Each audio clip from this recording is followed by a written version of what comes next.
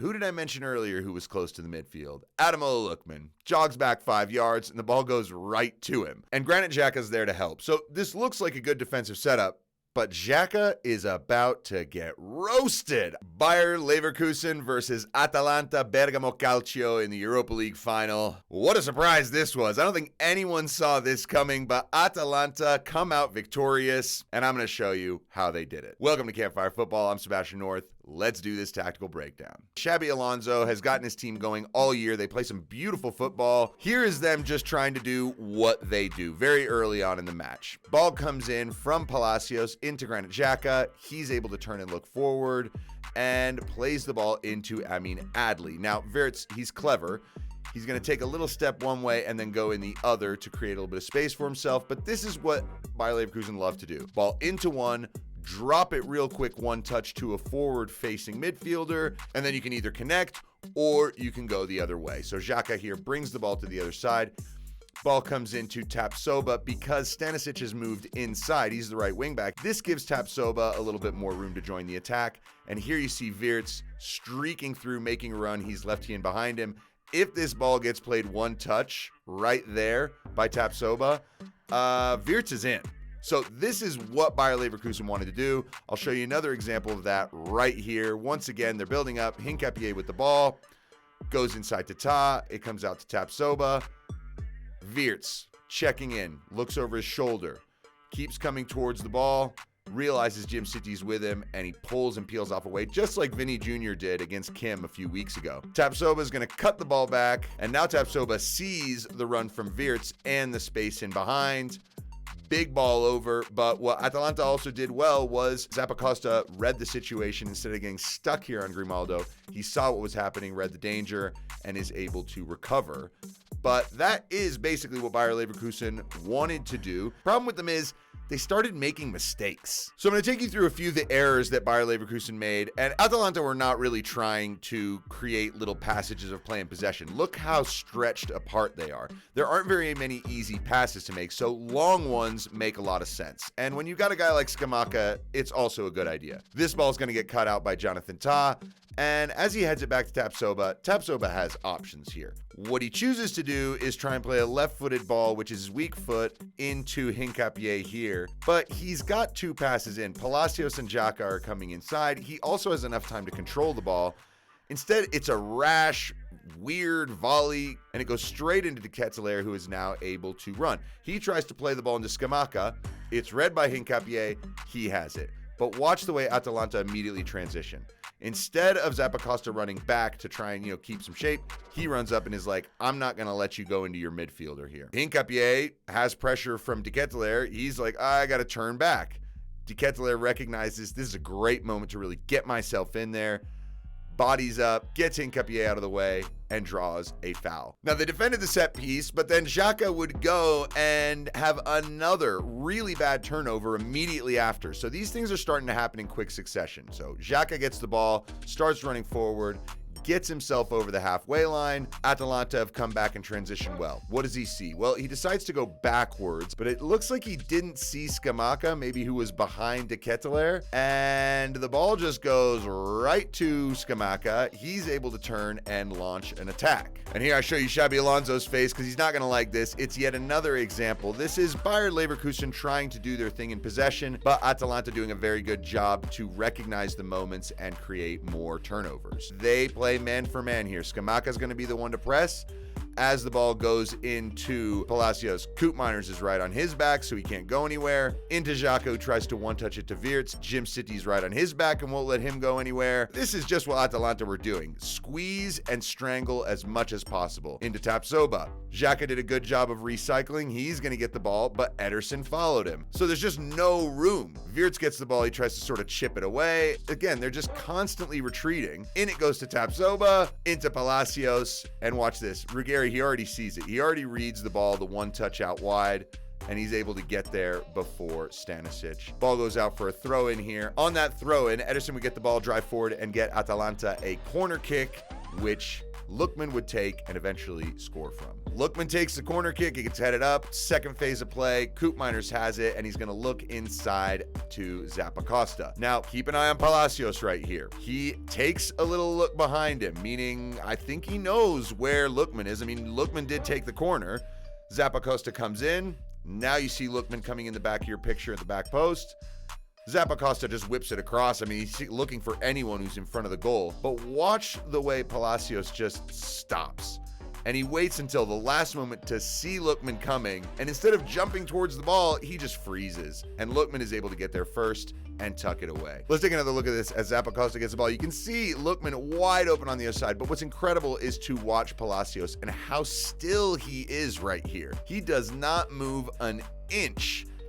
It's just incredible how stationary he is and how Lookman's able to just run around the back of him. All right, so Adli here, he had a tough day. Part of the reason why is he's got a massive center back on him. So here's a launched ball from Hincapié looking to try and find him. And I mean, he's not going to win this header. He's not going to win this duel in the air. But there's something else I wanted to mention here, and this is that Frimpong is way too far over to the right. He is not helping. Ball gets bounced back to Granit Xhaka, and he's going to go ahead and try and one-touch this ball back into Adli. Now, Adli wasn't winning headers, but if he can get in front and flick the ball on, this is exactly where Frimpong can get in behind. But he is totally stopped. If he had seen this in advance, there's a chance he could have gotten to that ball. So I want to highlight this. This is Bayer Leverkusen's first shot on target and the first time that they would actually really attack the Atalanta back line. Hincapié gets the ball, plays it into Wirtz. Koopmeiners goes to try and win it, and Wirtz has Jim City on his back as usual. Wirtz, very clever, just lets the ball run. Adli now has some space away from Hien where he can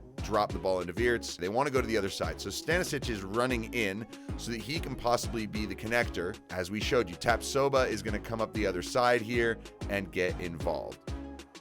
He plays the ball through, finds a very nice pass to Frimpong, who cuts it back. Grimaldo on his right foot. Unfortunate, and in the end, the attack breaks down. They try to get a shot off. They do, but there's so many players there to squeeze it out. So the fact that this is almost 25 minutes in the match, and that is the first time that Bayer Leverkusen have really broken through, has Xabi Alonso worried. And you could see that there was a fluidity missing from their game. Here's another example. Xhaka plays the ball into Palacios. His first idea, look forward, see if I can find Wirtz. Wirtz' first idea, one-touch ball around the corner. But Adli had made a run into this area for some reason, and so Hien just reads it, gets the ball, and for some reason he just turns it straight over again. It's almost as if Atalanta did not want the ball, but Tapsoba has it, and once again it's an opportunity for Bayer Leverkusen to get themselves out. In it goes to Palacios. He's going to look up and try and play another penetrating ball. Now, this is something Adli only did a few times. Come out to the same side as Frimpong. And what this does is that Hien's going to follow him, which means that Adli can take off and sprint inside and actually get the ball on the run as opposed to with his back to goal and with the defender right on him. This is what Adli would have liked to do a lot more of, because now he can turn face forward and create. Again, I don't know why Frimpong was not running off of Adli. If Frimpong makes this run through, Adli can just squeeze him in, and also Frimpong opens up a ton of space for Tapsoba. Instead, Frimpong stands there and just kind of gets in the way, and now he's not involved in the attack. Ederson comes back very well and just diffuses the whole thing. So for me, one of the big questions was, why did Victor Boniface not start at center forward? You know how big the Atalanta center backs are. You know they're going to play 1v1, so you need someone who can also be bigger and stronger than them and roll them. Instead, you go with two short guys who did not really have much of a chance, especially if they don't work together. Now here we're going to see why Adli with his back to the play and Hien right on his back, as you'll see here, is not the best idea. Tapsoba looks up, tries to play it in. Adli is checking too, but as he takes one touch, he just gets essentially just bullied off of the ball. Is this a foul? I don't know. It doesn't really matter. They're not calling these as often in Europe, which I think is good. But it was yet another example of how, why do you have this short guy up against this big guy? Why did you not start your main striker? And then you pay with a second goal right in the 25th minute. Take a look at Bayer Leverkusen's shape. They've got their three center backs in the box. Then you got Stanisic out here, right wing back, and way on the other side, you got Grimaldo, left wing back. The three center midfielders are here. The two forwards are out of your picture. The thing is that these three center midfielders are outnumbered by 6 Atalanta players. Now, I know that Lookman is here and his job is to press Tapsoba if Tapsoba gets the ball, but Lookman is also so close to the midfield that he can help and do anything in here, and they can outnumber if any balls go in. So Kovar sees this and is like, no, I'm not going to pass. We've struggled already. I'm going long. Here's Frimpong yet again, just kind of standing and watching. And in my opinion, if Frimpong is standing here on the edge of the circle, just 15, 20 yards away from Adli could flick the ball into this zone here or over, and just like that, Bayer Leverkusen would be able to get themselves up the pitch. Florian Wirtz could join. They'd be able to attack. But instead, you're asking Amin Adli to cushion header the ball back to Florian Wirtz. He makes a mess of it. And who did I mention earlier who was close to the midfield? Ademola Lookman jogs back 5 yards and the ball goes right to him. So now he's going to start running. He goes right at Edmond Tapsoba, and Granit Xhaka's there to help. So this looks like a good defensive setup, but Xhaka is about to get roasted. I mean, that nutmeg is clean. Add a finish onto it, buddy. Unbelievable goal. Absolutely fantastic by Ademola Lookman. Either way, there would be a huge chance for Bayer Leverkusen to come back in this game. And I'm going to show you where Atalanta's defense broke down in the process of this. So Charles de Ketelaere had the ball here, and Hincapié strips him of it. Now, Zappacosta is running forward to get involved in the attack, and so now he is behind the play. Ball goes into Grimaldo. He looks up, plays it into Wirtz. Zappacosta is behind. His guy is Grimaldo. That's who he should be marking. But now it's de Ketelaere who's closer to Grimaldo, and he should follow him. There should be some kind of communication here. Ball gets dropped. There goes the run. There's your forward who's not marking, and Bayer Leverkusen are in. I do not know why Musso came this far out of his goal. There's no reason for him to be charging out like this. Jim City's waving his arms like, get back, dude. Either way, it's a powder puff finish from Grimaldo, which is incredible. I mean, I thought this was a certain goal. It was the best chance of the match for Bayer Leverkusen, and they blew it. Here's Florian Wirtz getting in on a very, very similar situation, and once again, it's de Ketelaere who's the problem. So Hincapié comes forward, plays it into Wirtz. It goes out to Adli. Little rotations. Here's Grimaldo running in. Wirtz plays it to Xhaka. De Ketelaere, right next to Wirtz, does not follow him and sort of points like, someone want to get him? There's 3 Atalanta players here, and basically they all just have a mix-up. Who's going to take the guy running through? Jim City recognizes late. The ball is into Wirtz, and if this is any bit better, I mean, it's so close to perfect. Any better, and it may be 2-1. All right, so we arrived at halftime, and Xabi Alonso, obviously not liking what he's seeing, decides to bring on Victor Boniface. And you couldn't help but wonder, what if Victor Boniface had been on the field the whole time? So here, Bayer Leverkusen building through in the second half. It goes to Tapsoba, and he's going to look up and try and play a one-touch ball in here to Victor Boniface, who checks in. Now watch Boniface. He's got Hien on his back, settles, and he's able to just kind of body him off. He's able to hold up the ball, use his strength to turn, and then play a ball through. Now, the pass was poor, but it made you wonder, why not start with that? I mean, it's a final. Now, here I wanted to show Ederson because, frankly, this guy had a monster game. He wasn't super great technically or anything, but his running, his effort, his work with Koopmeiners in the middle was sensational. And I'm going to show you here just how he got under Wirtz's skin and how Bayer Leverkusen really lost their nerve as this game went on. First, I do want to pick this up. Hilarious moment here. The ball's going to get hit right towards the referee. He's going to try and do like a matrix dive out of the way.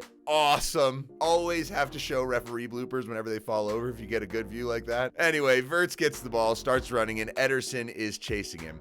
He gets in, gets physical with him. They're both sort of holding each other here. And it just gets on Wirtz's nerves enough that he just like pushes him away. Koopmeiners recognizes what's going on. He's like, I'll help you out, brother. And just strips Wirtz of the ball. And Wirtz is immediately calling for a foul from Ederson, I guess. But this just goes to show the energy. And then the goal. Ademola Lookman takes home the match ball and has a moment of history here. It's incredible what he managed to do. First time someone scored a hat trick in a European final in bloody ages. We have to mention Atalanta's defending because it was fantastic all game. Ball comes out to Adli. Zappacosta goes to pressure. And it's a little two-man, 2-on-2 defending here. Pasalic is supporting him at an angle. Very good. Adli plays the ball in and makes the run for the 1-2. Zappacosta, he keeps his eye on the ball and tries to close the space. Pasalic, at the same time, reads what's coming, snuffs it out, and then he's just stronger than Hincapié, pushes him off the ball, plays it into Scamacca. Jonathan Tah needs to go and press Scamacca at some point. Scamacca is not super fast. You've got to go and engage with him and slow him down. Instead, you're just letting him dribble farther and farther with no pressure, and then he squares the ball out to Lookman, who absolutely takes Tapsoba to school here. Beautiful little scissors, left-footed bomb into the top corner. Fantastic goal. In the end, Atalanta are the winners of the Europa League, surprisingly. I mean, no one saw this coming.